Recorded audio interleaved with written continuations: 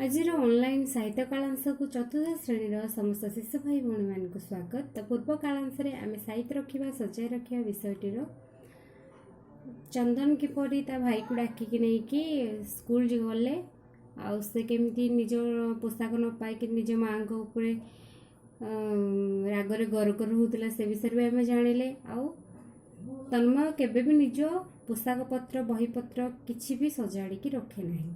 तो से विषय आम आग को जाना विषयटी जे एसबू कथा बुझाइक जाए गुरुजी दिने चंदन को किसी केतोटी सत्य घटना कहते से कथा गुड़िक से तार भाई तन्मय को कहूँ। तो आसन देखा थरे जड़े भद्रलोक रेलगाड़ी जाऊले टीटीआई आसी तांको टिकेट मागिले। भद्रलोक तांकर पकेट डायरी बैग सबुठारे खोजिगले किंतु टिकेट पाइले नहीं। से टिकेट करिसेंती बोली जेते कहले मध्य टीटीआई विश्वास करने को नाराज।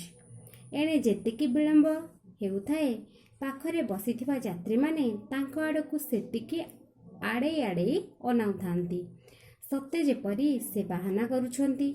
तांको अपराधी भली लागिला एवं बड़ बाधिला। से बाध्य होई आउ थरे टिकेट कले ता सांग को जोरिमाना मध्य देले।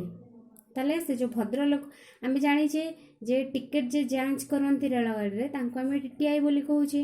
जेतेबेले जड़े भद्रलोक रेलगाड़ी रे जाउथले टीटीआई आसी तांको टिकेट मागिले किंतु भद्रलोक तांको पकेट डायरी बैग सबुठी खोजी गले किंतु तांको टिकेटटा पाइले नाही। से टिकेट करछनी बोली जेते कहले मध्य टीटीआई जमा विश्वास कलेनी। तेणे जेतिकी विलंब होउथिला पाखरे बसा यात्री माने से मिछ कहउछंती बोली तांको आड़े आड़े अनउथिले सतजेपी से बाहाना करछंती। आ ए सब कथा से भद्र व्यक्ति जन को माने बहुत खराब लागिला बा तांको अपराधी भली लागिला एवं बहुत बाधिला। से बाध्य होइके आउथरे टिकेट कले ता संग को जोरिमाना मध्य देले। से गाड़ी रे ओल्हाई घर को आसला बेले बाटरे बैग भितरु टिकेट खंडी को पाइले। बैग भितरे गोटे पकेट थिला सेथिरे टिकेट टिकु रखु रखु तांको अजाणतरे बा अजणारे ता खंडिए भांग भितरे रही जाइतिला।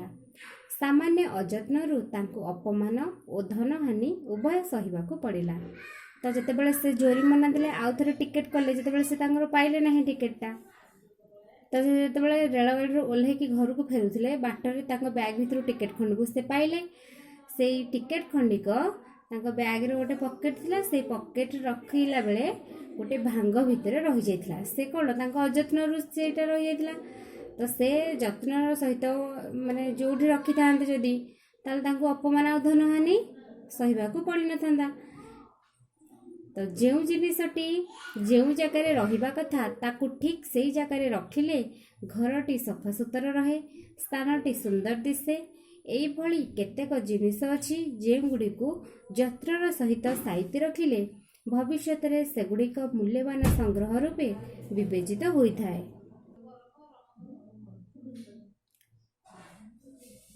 तो देखिबा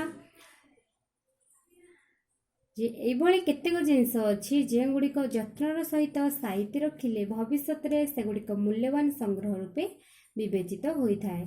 सेमती कौन कौन रखिबा डाक टिकेट पुराणा मुद्रा शंख कौड़ी भली सामुद्रिक पदार्थ पक्षी मानक पर विभिन्न प्रकारर दुर्लभ पत्थर संग्रह कले सेतिर अनेक कथा जानी हुए। गुरुजी कहूथिले आम राज्यर भुवनेश्वर रे गोटे म्यूजियम बा संग्रहालय अछि। सेठारे बहु प्रकारर जिनिस संग्रह करी साइति रखा जाइछि। प्रतिदिन सेठाको बहु संख्यक लोक बुलिबाको जाउछन्ति। तो चंदन ए सब कथा तार सान भाई तन्मय को कहूछि। आउ कही कही तापर कहला जे मु परा केते जातिर जिनिस संग्रह करी आम घरे गोटे छोट संग्रहालय तयारी करिछि। आउ तांको गुरुजी कहिथिले जे आम राज्यर संग्रहालय कोठी अछि बा म्यूजियम कोठी अछि भुवनेश्वर रे। आम राज्य राजधानी भुवनेश्वर। तो से भुवनेश्वर ठारे गोटे म्यूजियम बा संग्रहालय अछि। आउ देखिबा एकदा शुणी तन्मय से सब देखिबा आग्रह प्रकाश कला। जेतेबेले इच्छा आम घर को गले सबु जिनिस देखाई देबी बोली चंदन आनंद रे कहिला। ସେହିଦିନ ସନ୍ଧ୍ୟାରେ ତନ୍ମୟ ସବୁ କଥା ତା ବୋଉଙ୍କୁ ଜଣାଇଲା। ତା ପରଦିନ ଛୁଟି ଥିଲା। ତନ୍ମୟ ଚନ୍ଦନ ଘରକୁ ବୋଉଙ୍କ ସାଥିରେ ଗଲା। ଗୋଟିଏ ପିଲା ପାଠ ପଢ଼ିବା ସଙ୍ଗେ ସଙ୍ଗେ ଏତେ ଜିନିଷ ସଂଗ୍ରହ କରିପାରିଛି ଏବଂ ଏତେ ସୁନ୍ଦର ଭାବରେ ସଜାଇ ରଖିଛି ଦେଖି ସେମାନେ ଖୁସି ହୋଇଗଲେ।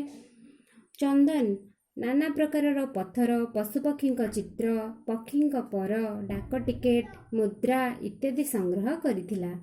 ସେ ପତ୍ରପତ୍ରିକାରୁ କେତେକ ଲେଖା କାଟିକରି ରଖିଛି। ତାର ଗୋଟିଏ ଫଟୋ ଆଲବମ୍ ମଧ୍ୟ ଅଛି। ବିଭିନ୍ନ ଚିତ୍ର, ଜିନିଷ ଏବଂ ପରିଷ୍କାର ପରିଚ୍ଛନ୍ନ ସାଜସଜ୍ଜା ଦେଖି ତନ୍ମୟକୁ ଭାରି ଭଲ ଲାଗିଲା। ସେ ସେଠାରେ ଅନେକ ପ୍ରକାରର କଣ୍ଢେଇ ବି ଦେଖିଲା। ସେ ପୁଣି ଦେଖିଲା ଚନ୍ଦନର ପ୍ୟାଣ୍ଟ ସାର୍ଟ ସୁନ୍ଦର ଭାବରେ ସଜଡ଼ା ହୋଇ ରହିଛି। ତା ସବୁ ବହି ନୂଆ ପରି ଚିକ୍ ଚିକ୍ କରୁଛି। ମାଉସୀ ଖୁସି ହୋଇ ଚନ୍ଦନକୁ କହି ପକାଇଲେ, ପୁଅ ତୁ ଘରେ ଗୋଟେ ଛୋଟ ସଂଗ୍ରହାଳୟ କରିଦେଇଛୁ। ତନ୍ମୟ କ'ଣ ଦେଖିବ? ତୋର ସଂଗ୍ରହ ଗୁଡ଼ିକ ବଡ଼ ମଣିଷ ମଧ୍ୟ ଆସି ଦେଖିବେ। ତନ୍ମୟ ଫଟୋ ଆଲବମ୍ ଓ ଚଢ଼େଇମାନଙ୍କ ଚିତ୍ର ଦେଖିସାରି ଡାକ ଟିକେଟ ଆଲବମ୍ ଦେଖୁ ଦେଖୁ ବୋଉଙ୍କୁ କହିଲା, ବୋଉ ଚିନୁକୁ ଆଣିବା, ସେ ବି ଦେଖିବ। ଏସବୁ ଦେଖିଲେ ସେ ଆଉ କିଛି ଫୋପଡ଼ା ଫୋପଡ଼ି ଓ ଭଙ୍ଗାରୁଜା କରିବ ନାହିଁ। ବୋଉ କହିଲେ, ତୁ ଏଣିକି ତୋ ଜିନିଷ ସାଇତି ରଖ। ସେ ତାହା ଦେଖୁ। ବଡ଼ ଭାଇଠୁ ସାନ ଭାଇମାନେ ଅନେକ କଥା ଶିଖନ୍ତି। ସାନ ଭାଇ କହିଲା, ନିଜ ଜିନିଷ ସାଇତି ରଖିଲେ ଏବଂ ସଜାଇ ରଖିଲେ ତୁ ବୁଝିପାରିବୁ ଏଥିରୁ କେତେ ଆନନ୍ଦ ମିଳେ। ସାଇତି ରଖିବା ଅଭ୍ୟାସ ମଣିଷକୁ ଯତ୍ନଶୀଳ, ଦାୟିତ୍ୱବାନ ଓ ଶୃଙ୍ଖଳିତ କରିଥାଏ। ଜଣେ ଯତ୍ନଶୀଳ ଓ ଦାୟିତ୍ୱବାନ ଲୋକ ଜୀବନରେ କେବେ ହେଲେ ହାରିଯାଏ ନାହିଁ। ତ ଏ ବିଷୟଟିକୁ ଭଲସେ ପଢ଼ିବେ ଏବଂ ଏହାର କାର୍ଯ୍ୟଫର୍ଦ୍ଦ କରି ଫଟୋ ଦେବେ।